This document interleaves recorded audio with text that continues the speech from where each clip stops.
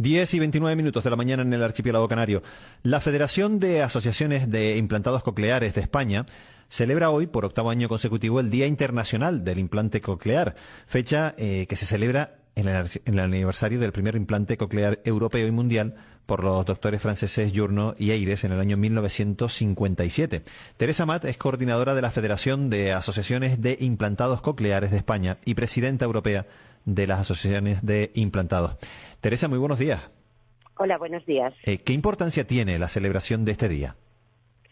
Pues para nosotros es muy importante porque básicamente la mayoría de personas de la sociedad en general desconocen lo que es el implante coclear, lo que representa la ayuda técnica para las personas con una sordera neurosensorial profunda. Entonces, el hecho de que exista un día que lo podamos celebrar y que vosotros, los medios de comunicación, lo podáis difundir a través de vuestras ondas, pues es muy importante. ¿En qué consiste exactamente un implante coclear? Pues mira, un implante coclear es una ayuda técnica que tiene dos partes. Una parte, como su nombre indica, está implantada en el caracol del oído. La palabra caracol es cóclea, de ahí la palabra coclear. Y luego tiene una parte exterior, que es el procesador de la palabra, y ambas partes se ponen en contacto a través de un imán. Esto hace que las personas con una sordera muy, muy profunda, neurosensorial profunda, que no tienen acceso al sonido a través de lo que sería un audífono, porque ese no les da suficiente rendimiento auditivo, puedan, a través de la colocación de este implante coclear, pues volver a oír si ya han oído antes, es decir, si son personas que han perdido la audición de adultas, o bien si se trata de un bebé, un niño pequeño que ha nacido con sordera profunda, pues puedan empezar a habilitar el canal auditivo para poder escuchar. O sea que está indicado para estos perfiles que usted nos ha descrito. Fuera de ellos no es recomendable. A ver, el perfil para el cual se marca el hecho de que pueda ser uno candidato a implante coclear es a nivel de edad, todas las edades. Ajá. ¿Vale? Porque pues puede ser un bebé que nazca, que se sepa seguro a través de un screening universal, es decir, de un cribaje universal auditivo, comprobado pues a los 3 meses, a los 6 meses, y también se comprueba por la pérdida auditiva si el audífono es suficientemente potente o les da suficientemente audición funcional para no tener que pasar por un quirófano, porque la parte implantada de un implante coclear pues se coloca bajo anestesia general a través de cirugía otológica. Por eso realmente no es que se ponga a todas las personas por el hecho de tener una pérdida auditiva, tiene que tener una pérdida auditiva determinada. Y además pues no tiene que ser usuario, no le tiene que servir el audífono convencional. Teresa, ¿en qué se diferencian los implantes cocleares de los audífonos? El audífono es una ayuda técnica que potencia de alguna manera a la audición a través de, como si fuera una amplificación. Sí. Pero claro, si tú tienes una pérdida auditiva en algunas de las frecuencias, una cosa son los decibeles, y del tanto por ciento de pérdida que tenemos a nivel de sonido, y la otra cosa es a través de la frecuencia a la cual escuchamos, lo que serían los agudos o los graves, ¿no? Entonces, si tú tienes restos auditivos, tienes una pérdida, pero tienes restos auditivos en todas las frecuencias, es posible que con un audífono que amplifica todas estas frecuencias que tenemos preservadas, pues podamos llegar a tener una audición funcional con el audífono. Si tienes una pérdida auditiva tan importante en ciertas frecuencias que no son amplificables con el audífono, es cuando está indicado el implante coclear. La diferencia más grande es que el camino que hace el sonido con un audífono es el camino, digamos, normal, entre comillas, es decir, el mismo que hace cuando recibes un sonido a través pues, del canal auditivo, que vibra el tímpano, pasa por la cadena de huesecillos y llega a la cóclea, que es quien la manda al cerebro a través del nervio auditivo, y el nervio auditivo, cuando la manda al cerebro, procesa esta información. Esto sería lo que pasa con un audífono, que se capta y hace el mismo camino. De ahí que tengamos que usar unos moldes auditivos adaptados al pabellón para que se capte bien el sonido y haga este camino. Ajá. Entonces, de alguna manera es natural. En cambio, con el implante nos saltamos todo este proceso, todo este camino, puesto que los electrodos están colocados ya dentro de la cóclea, lo que se llama de forma tonotópica, que significa que se coloca en las zonas donde se calcula que están las diferentes frecuencias importantes para poder estimular estas frecuencias y tener sensación de sonido tanto en graves como en medios como en agudos. Por tanto, la diferencia principal es que la audición no será, aparte de que hay que pasar por un quirófano, de que nos saltaremos toda esta vía auditiva clásica y tal, aparte la calidad de la audición será distinta porque será buena, pero al principio será distinta a lo que estamos acostumbrados a oír los oyentes, puesto que esto es mucho más metálico y hasta que las células no se habitúan, no nos parece realmente que lo puedas captar mejor. Claro, no sé si me he explicado bien. No, perfectamente. Y esto significa que un implante coclear para la persona que lo recibe requiere de un periodo de adaptación, ¿no? Evidentemente, y en función de varios parámetros. Ajá.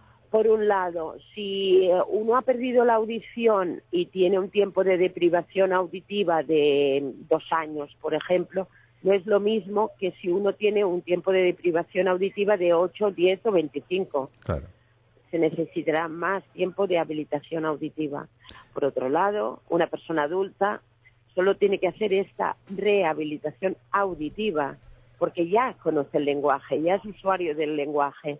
Mientras que si estamos hablando de un bebé, de un niño pequeño, pues será diferente, porque habrá que enseñarle el lenguaje, es decir, tendrá que aprender las dos cosas, aprender a escuchar y aprender lenguaje. Uh-huh. Las personas que reciben un implante coclear y que durante muchísimos años no han podido, han sido personas sordas y que recurrieron al lenguaje de signos, una vez que reciben el implante coclear, destierran el lenguaje de signos. Eso no sería una indicación tan adecuada. A ver, me explico. Normalmente la persona usuaria del lenguaje normalmente la persona implantada que usa el lenguaje de signos, hay pocas, no hay muchas. Uh-huh. Me explico. Las personas usuarias del lenguaje de signos no suelen estar muy a favor del implante coclear porque ya tienen otro sistema de comunicación y no siempre piensan que esta es una buena idea. Uh-huh. Pero sí que hemos asistido a un cambio importante de papás sordos con hijos sordos que ahora pues optan por el implante coclear como una ayuda auditiva para sus hijos. Eso sí que lo hemos estado viendo, porque el lenguaje de signos no es incompatible con el implante coclear, obviamente. El lenguaje de signos es un modo de comunicación, una manera de comunicarse, y el implante coclear es una ayuda técnica, ¿no? Ajá. Pero sí que es cierto, a ver, ¿cómo te diría? Muchas personas no creen que vaya con ellos cuando ya son adultas usuarias de implante coclear, de lengua de signos, perdón.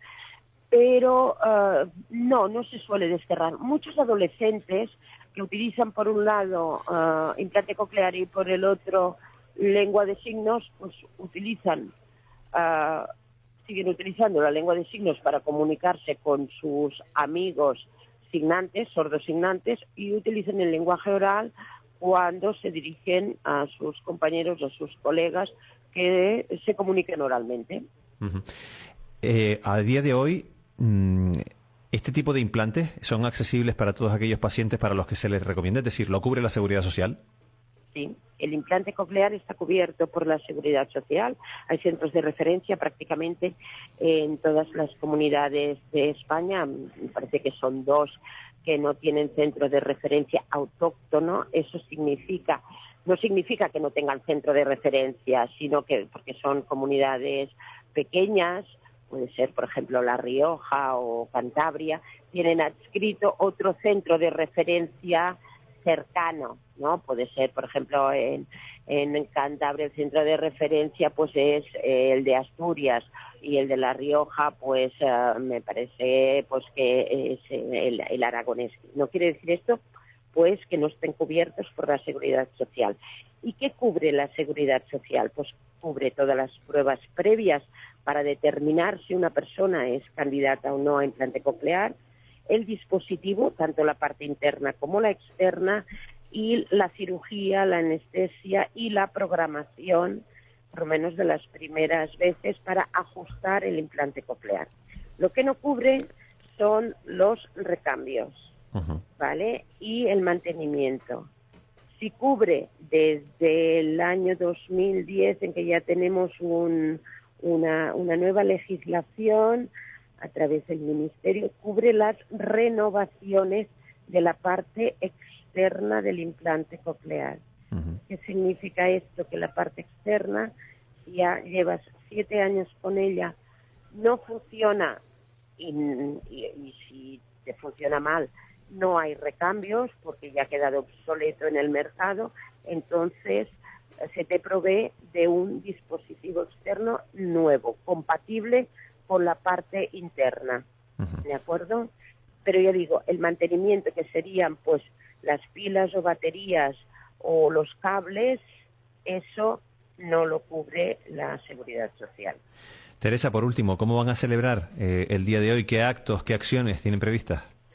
Bueno, pues en este momento yo estoy hablando desde el hall del Ministerio de Sanidad en Madrid, que estamos en contacto pues tanto con autoridades de sanidad como de políticas de la discapacidad para poder ir implementando toda una serie de cuestiones pues eso, legales, para que se hagan efectivas todas estas leyes, y en diferentes puntos de España se hacen encuentros más lúdicos quizá, como una carrera solidaria que habrá el próximo sábado en Albacete, por decir algo.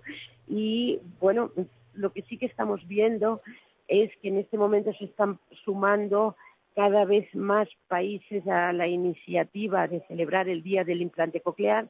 En este momento podemos decir que entre Europa y América Latina, básicamente, podemos constatar que son 44 los países que están celebrando esta fecha. O bien, otra cosa que nos parece muy importante es que hoy a las 12 del mediodía, es decir, está a punto de empezar una comparecencia parlamentaria en el Congreso de los Diputados de las Cortes Generales de Valencia, pues con la implicación también de un montón de implantados, y van a leer allí pues un manifiesto y van a proponer sus reivindicaciones a nivel político, lo cual pues nos parece muy interesante. Y sobre todo nos parece muy interesante vuestra labor, de verdad la queremos destacar, porque si no la visibilidad queda muchísimo más reducida. Gracias a vosotros y a vuestro trabajo por informar a la población en general, pues creemos que la labor vuestra es muy importante, y ya os digo desde el principio que la queríamos no solo destacar, sino agradecer. El agradecimiento y el reconocimiento es mutuo, Teresa, por la labor que ustedes también realizan en favor de estas personas que necesitan de este tipo de tecnología para volver a escuchar. Teresa Amat, coordinadora de la Federación de Asociaciones de Implantados Cocleares de España y presidenta europea de las asociaciones de implantados. Muchísimas gracias por estar aquí hoy con nosotros. Muchísimas gracias a vosotros. Buen día. Buenos días. Buenos días.